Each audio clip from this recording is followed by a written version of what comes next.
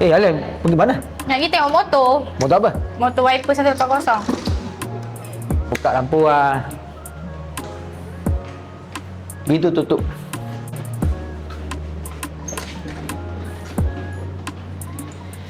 Hari ni ramai dia ingat saya jual motor Honda saja. Tak, saya ada jual motor lain juga. Jadi sekarang ni Alia dia nak tengok motor apa Alia? Viper 180. Jadi biasa kalau customer dia nak beli motor, apa yang kita punya sales akan buat? Alia, apa yang kita buat? Kita check engine chassis dulu sebelum kita nak buat apa-apalah, takut nanti kan silap ke apa ke. Sebab ramai dia tak tahu nombor chassis tu apa. Nombor chassis dia macam kita punya nombor IC. Jadi sebelum kita nak jual motor, customer dia dah bayar, kita kena pastikan kita cek nombor IC, nombor motor IC tu betul ke tak betul. Ini customer Alia layan. Lepas tu lepas customer datang kedai, saya layan customer tu.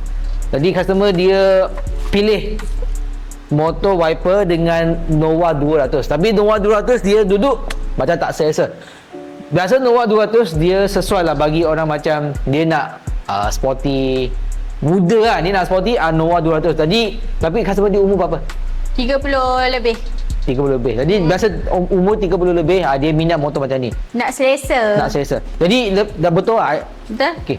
Saya tolak motor tu dulu. Biasa apa yang kami akan cek selain daripada cek ni benda nombor chassis, kami akan cek ada cala ke tak ada cala sebelum kita keluar motor. Ataupun motor tu dia boleh hidup ke tak boleh hidup. Saya tolak motor. Tengoklah, bos pun kena tolak motor. Bukan saya pasang lah. Saya mana format pasang. Saya tolak motor bagi Alia dia cek ada cala ke tak ada cala, baru nanti kita boleh tahu sebelum kita keluar motor. Alia, ini customer dia beli cash ke beli loan? Customer ni beli cash. Kat kita bukan sahaja loan, cash pun boleh beli juga. Customer ni dia beli kita sebab dia nampak kita punya iklan dekat Facebook, kita punya kedai ada pusat servis. Jadi kalau dia beli kita, after sale dia dah tak payah fikir dah mana nak servis, macam mana dengan motor dia terus datang sini je. Ramai customer dekat Kuantan dan Pahang, dia ronda-ronda dalam Kuantan, dia survey motor dekat Kuantan. Lepas tu dia nampak kedai tu, ada kedai motor, dia beli. Tapi saya nak tanya, adakah kedai motor tu ada Pusat servis? Kalau tak ada pusat servis, saya tanya balik korang.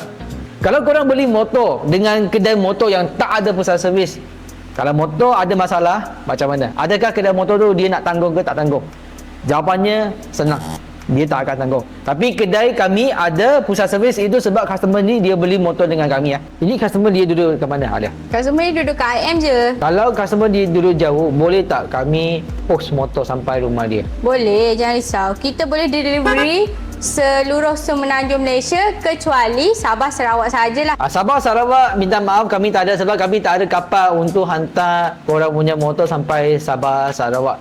Tapi kalau korang duduk dekat Perlis, Johor, KL, Selangor, kami ada penghantaran sampai rumah anda. Ini sangat penting sebab orang dia ingat, bos you punya kedai dekat Kuantan, tapi saya duduk Kedah, macam mana? Boleh je, tak ada masalah.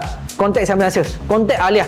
Kalau Alia dia tak ada layan, cakap dengan saya, PM saya akan marah dia.